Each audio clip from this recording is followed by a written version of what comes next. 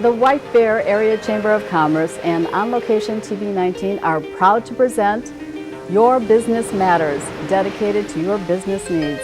The White Bear Area Chamber is a nonprofit business organization serving as an advocate for the White Bear area and its business community. Now here is the Executive Director of the White Bear Area Chamber and the host of Your Business Matters, Tom Snell.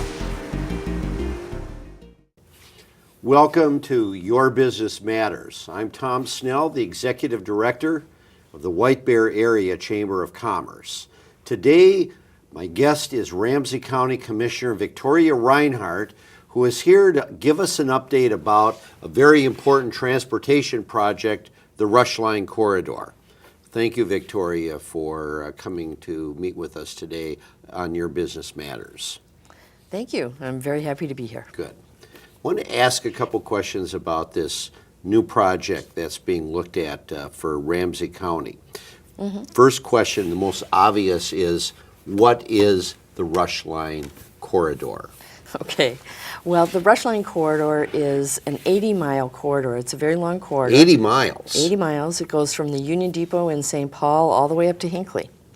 So it is a long corridor which has obviously urban, suburban, rural, all along. So this isn't a metro transportation project. No. This has statewide implications. Absolutely, it has statewide implications. And it's not really a new project. We were formed in the late 90s. Really? And so, yes, and at that point it went to Rush City, thus the name Rushline was born. And that's where it got the name. Yes. Yeah. And so it has expanded. It is governed by a 24-member task force all along it's elected officials all along the corridor. And so it is a very vibrant and very exciting corridor, and we're going through different phases right now of what gets done and when. Is it something when you mentioned all these communities along the Rushline corridor are putting together a plan? Is there a lot of unanimity, at least, that we need to do this? Yes, and that is great, because right now, as we get further into the discussion here, I'll talk about what's happening right now, which is actually between Union Depot in St. Paul and White Bear Lake and Forest Lake. But all along, every time we have taken votes and asked for projects, whether they're park and rides or Metro Transit or Heartland Express, whatever we have done, we have gone to the Capitol with a united viewpoint, a support that we have. And so even though we know that, for example, there was the Forest Lake Transit Center. Forest Lake? Forest Lake Transit Center was part of Rushline, or is part of Rushline. And the Maplewood Mall Park and Ride and is part of Rushline as well, what has been funded. So regardless of where it's been, all the way up to Lent Township and the park and ride that's up there, all these things, we have gone and said, okay, we know that right now this is where we need the money, but it impacts the entire 80-mile corridor, and we support it. Now, obviously, the important aspect for the transportation needs for us would be the area in and around White Bear Lake. Absolutely. So let's say that I want to get to work in downtown St. Paul or downtown Minneapolis, or I want to get to work in White Bear and I'm coming from downtown St. Paul to downtown Minneapolis. How will Rushline impact that type of transportation need? Well, that is the reason that we have it. And Rushline is primarily focused on the, as I said, going into St. Paul. That is the Union Depot is the beginning or the end point, however you want to look at it. Clearly, when you get into St. Paul, you have the Green Line that will take you to Minneapolis. It will take you to the airport. Right. And so as we build this system, this multimodal regional system, there will be more and more connections. Now, if it's rapid bus transit or if it's train, are we looking at 50 years from now? Or are we looking at a closer destination point? We are looking at a much closer destination point than that. And because, well, let me back up a little bit, give you a little bit of history, because we have the the counties, the regional rail authorities of the 4 counties that are involved, And along what is with the Regional Rail Authority? that is within Ramsey County. It is a separate governing body that Okay. deals with all transit issues that we have. So the Regional Rail Authority has put money into Gateway Corridor, Riverview, the Green Line, or what used to be Central Corridor. Gateway is now the Gold Line. So the funding for transit Okay. comes through the Regional Railroad Authority. The governing body of that is the same 7 county commissioners, but we have different authorities. And so the regional rail authorities, some of the counties have them, some of them don't. We happen to. Okay. So regardless, but the 4 counties said, we want to make sure that we can show that there is demand.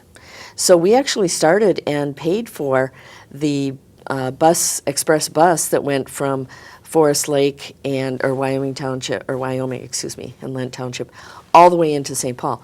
Metro Transit then took it over because, in fact, it is a viable corridor.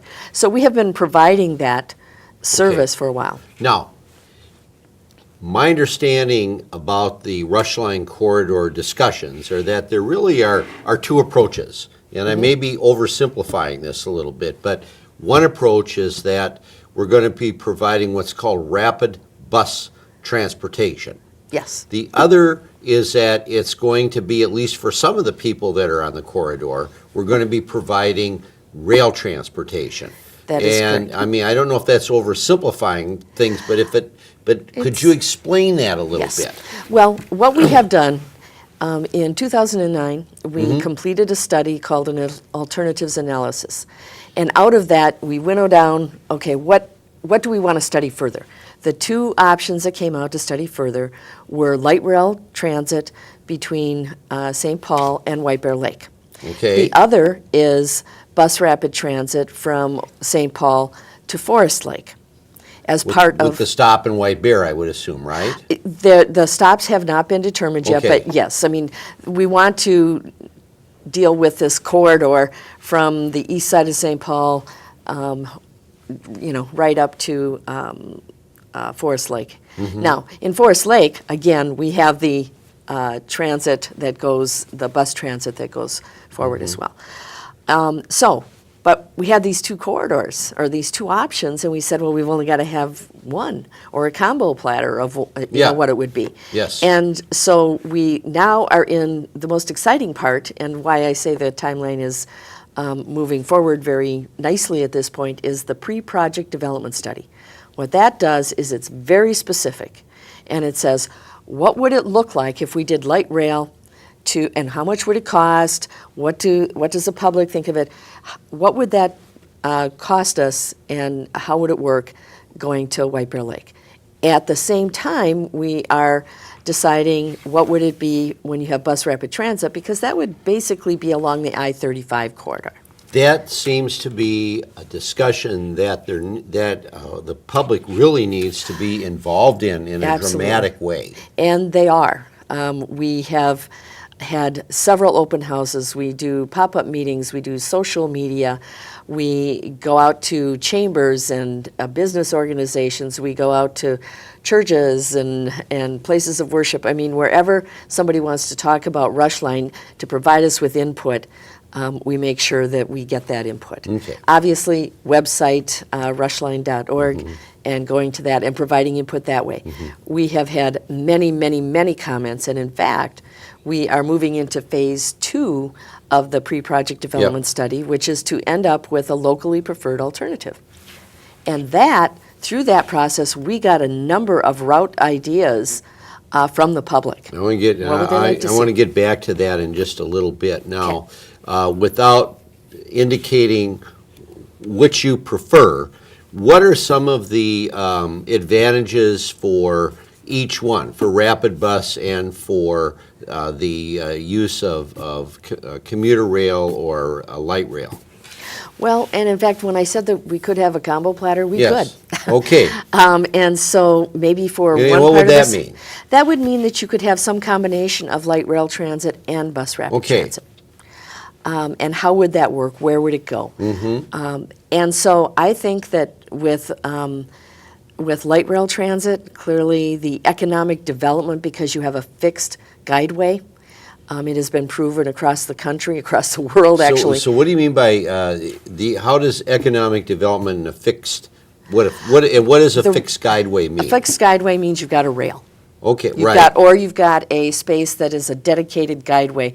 Gateway is going to be a dedicated guideway for bus rapid transit. Does that mean like where they stop, where the train stops, that there'd be development around where it Yes. stops for the pickup passengers? And the reason that it is more economically viable when it's fixed is because then businesses, anybody that wants to locate there, knows that the route's not going to be changed.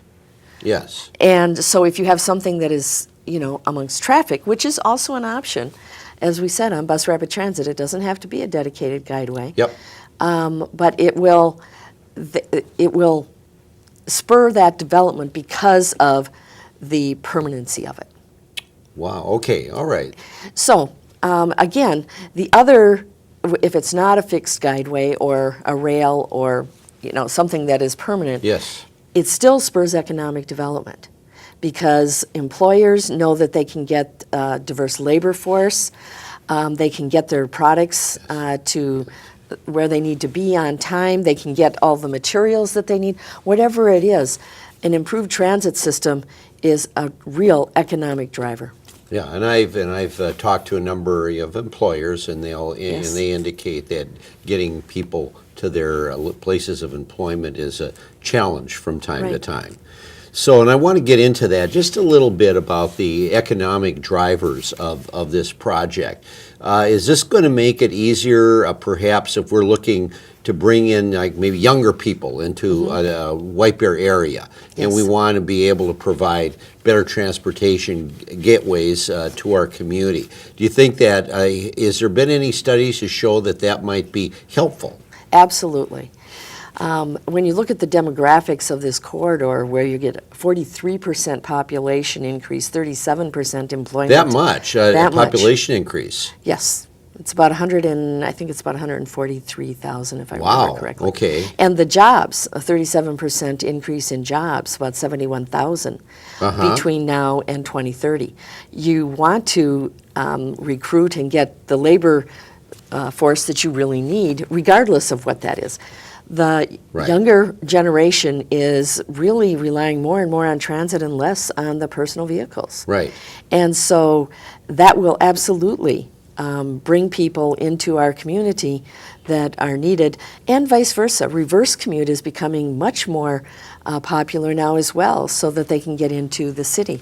So with the culture change of being transit oriented, it absolutely will bring Okay. more people to our area. Now, when we look at it, how is this? I know we don't have all the costs available now for this project. Typically, how are these things paid for? This is one of the reasons that we're going through the pre-project development study and being very adherent to the federal rules is because a large portion of it is funded through the federal The government. federal government will Yes. provide some of the money Absolutely.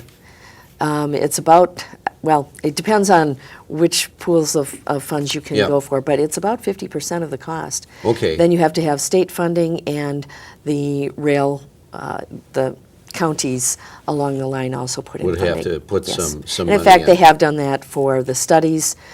We've received funding through the state and the federal government in the past for the studies, for the park and rides, all of the things that we have done. And they have to fund roads and bridges Yes. too, so it's the Yes, same, yeah. yes. So there's, Yeah, roads are not free Okay, either. all right. And so once we get the locally preferred alternative, we intend to go to the state legislature and ask for $2 million Mm-hmm. to go forward with the engineering studies, all the things that need to be And done, the there'll environmental be review. something done that'll show the economic value and impact on this project? Actually, the pre-project development study, it is to look at housing, its economic development, how much does it cost, what will the routes look like, and even the stops, where will the stops be, and what will they look like? And when will that be ready, do you know? The locally preferred alternative is to be chosen by the end of this year. Oh, that's coming up. Yes. Pretty quick. And then when you look at the timeline, Yes. doing the engineering, doing the environmental impact statements, all of that takes a few years as well. So we are looking into probably the early 2020s. Early 2020s, and so then we're looking at it actually being built around 2030. Is that the? Actually, no, it would be I would say by 2025. That's coming up. And pretty actually, quick. probably a little earlier than that. Uh-huh. Well, as I said, this study, what we have been doing has been going on for a long time, getting input from a lot of folks. The open houses that we recently had were attended by, upward of 40, 50, 100 people. Really? Yes. That's really incredible. Because we're getting it out in every way we can.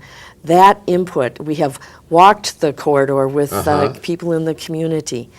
And so it's something that is really critical to get that input. Corridor.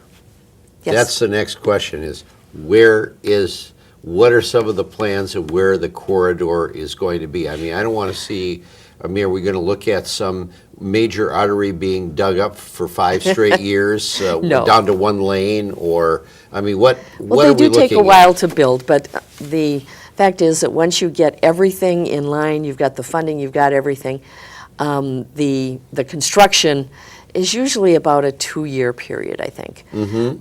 And obviously, depending on what we're doing, it may be less than that or more than that. Because if you don't have a fixed guideway or a rail line, then Yeah. it takes less time to So actually what are make we it happen. what are we looking for? So- Like rail or the other alternative? Where the corridor? Where are some of the potential corridors? Where would they be located? Well, the rail line is really, light rail is really kind of along the Highway 61 corridor. And the bus rapid transit is really, if you want to look at generally where it would go, would be the I-35. Now the area. chamber office is on Highway 61, right by the railroad tracks right by and the 4th old Street. Union So Depot. could that be one of the potential stops? Well, and we actually haven't gotten to that point Okay. yet.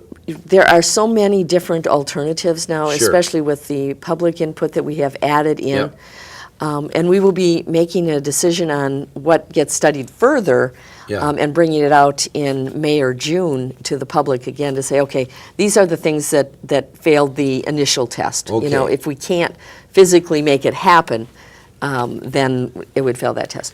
But neither the exact routes or the locations for stops has been determined yet. So we could say, though, that the rail line, because it's already on the tracks, is going to have a little bit less of an impact on people being able to drive through a construction period. Is that a Well, fair assessment? Most of the track itself has been taken up. And Yeah. it's a very different track anyway. Oh, it is? Okay. So you're absolutely right, though. One of the corridors that is being studied and has caused some controversy as far as where it goes and things, but we still have to study it. We own it. The Ramsey County Regional Railroad Authority owns it.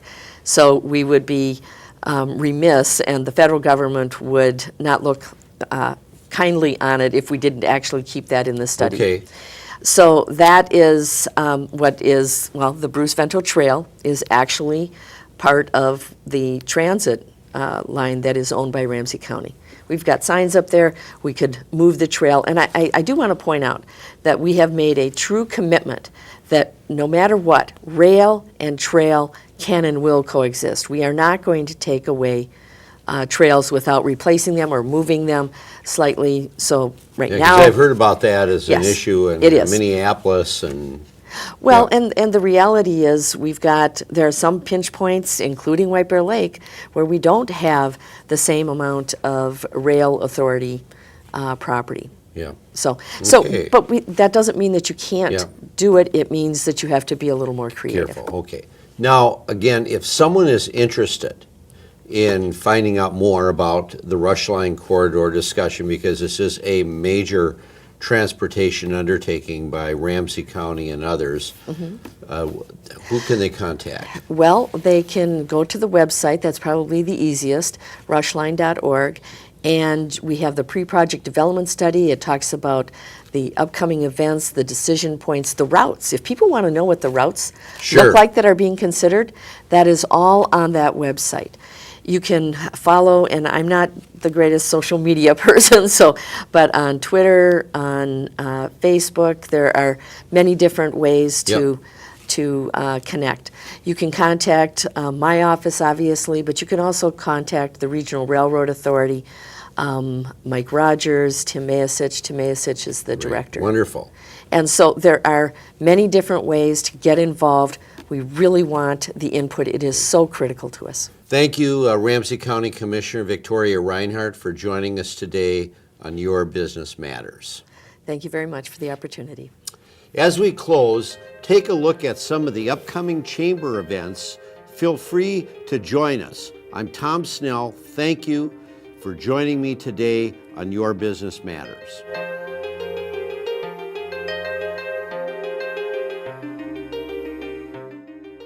You've been watching Your Business Matters. For more information on this program or the White Bear Area Chamber, visit www.whitebearchamber.com or call 651-429-8593.